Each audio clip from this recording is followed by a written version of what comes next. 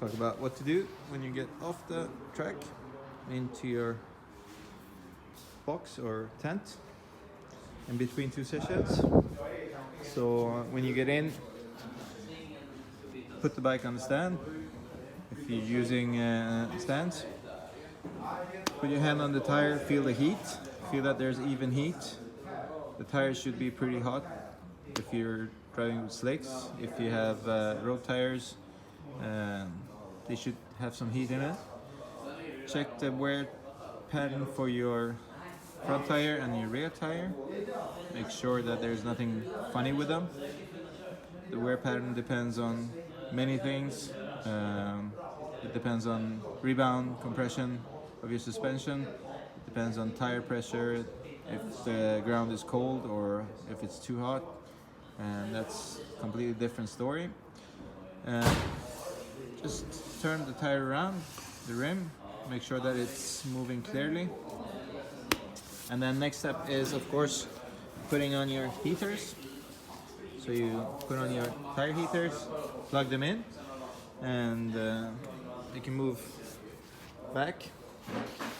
And usually I just check just loosely, see if everything's attached, and if there's any oil leakage. You can feel on your brake pedals and your side stand, so make sure that there's no leakage.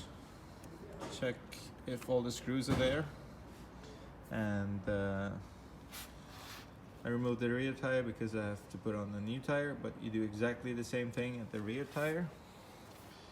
And check the wear pattern on the rear tire, and make sure you put your heater on and plug it in.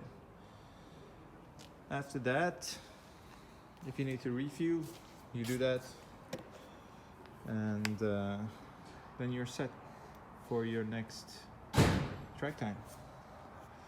So you're set to get out. Riding in Sweden is not always pleasant. It's a hailstorm. People still out on the track,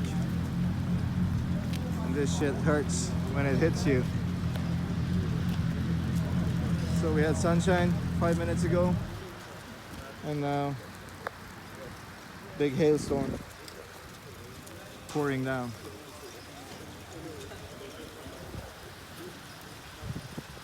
Racing is fun.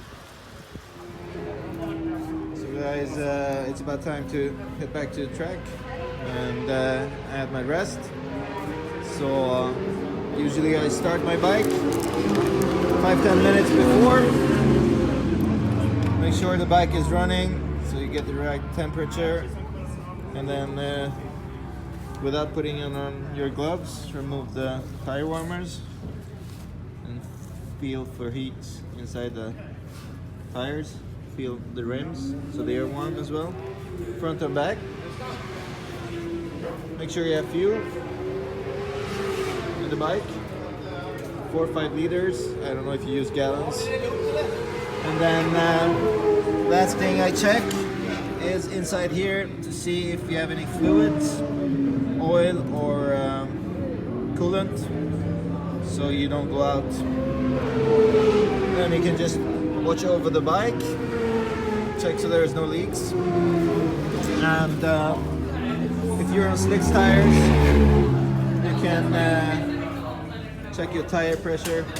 Make sure you have the correct tire pressure when you leave the box, so you won't have any problems. Checks that your foot pegs are there and no leakage or nothing. And you're ready for your next session.